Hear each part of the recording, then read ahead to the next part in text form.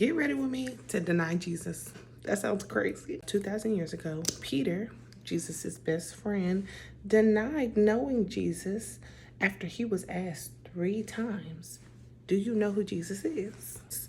Peter was a fisherman, and he was a fisherman that was in the water trying to get fish in broad daylight because he owed a tax. Jesus encounters Peter right on the water.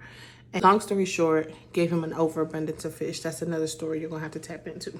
But from the moment that Jesus told Peter he was going to be a fisher of men, Peter was down for Jesus like 4 flat tires, baby. They were best friends. Everywhere Jesus went, you knew Peter was going to be there because that's how close they had become.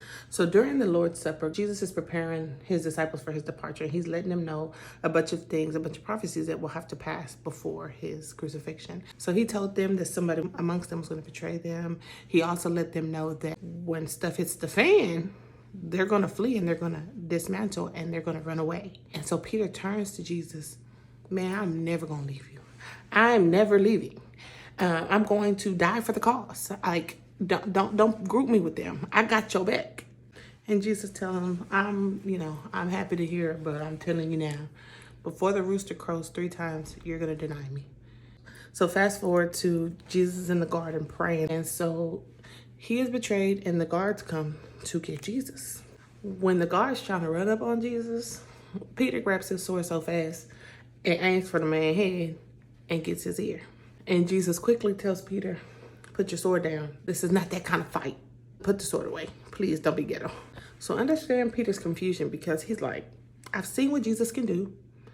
If he wanted to be saved, he would. Why is he not doing it? So as I mentioned, the disciples had already, gone away.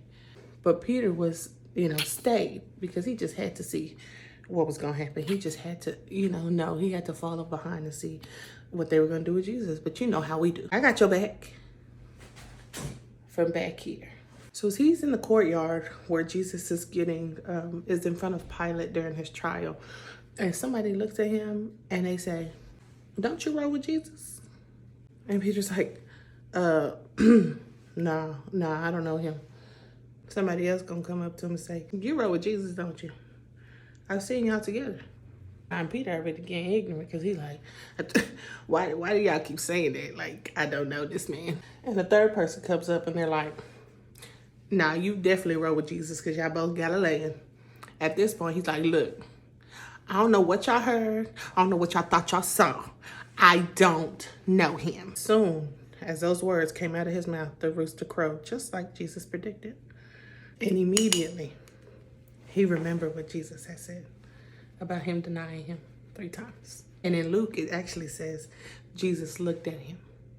I can only imagine how Peter felt when Jesus looked at him after he denied him. Peter lost it. He wept.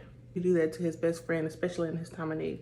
After he had sat there and told him, I'm your ride or die. You can count them out, but never count me out because I'm going to be right next to you. And he betrayed his best friend right in his face. How many times have we done that? Have we told God, I'm going to follow you. I'm going to follow you. I'll die for the cause. But as soon as hard times come or as soon as, it's time to show our faith, we quickly throw him to the wayside and deny that he was ever evident in our lives. How many times have we told our best friend that this is it? We're going to turn from sin and follow him. And we let Jesus down. We know the look Peter experienced. And do you know what Jesus did? He restored Peter. He restored Peter. He forgave him. And Peter became a great leader in the churches. Why did Peter deny Jesus? Some people say he was scared. Do you honestly think a man that went to cut off another man's head while they were trying to take his homeboy was scared and denied him? No. I believe that he just didn't understand why Jesus wasn't doing what Jesus does. You can save yourself. Why aren't you? You can stop this. Why are you not? So when Peter realized that Jesus wasn't acting or doing what he expected him to do, his faith depleted. Say all that to say this.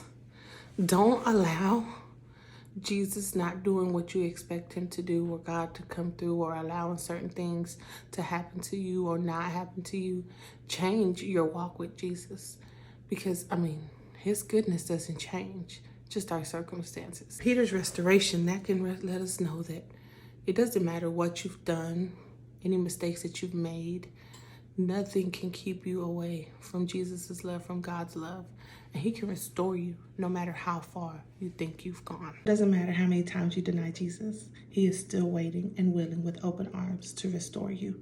So choose this day to come back and be in the arms of Jesus, who loves you and who is your best friend. Be blessed.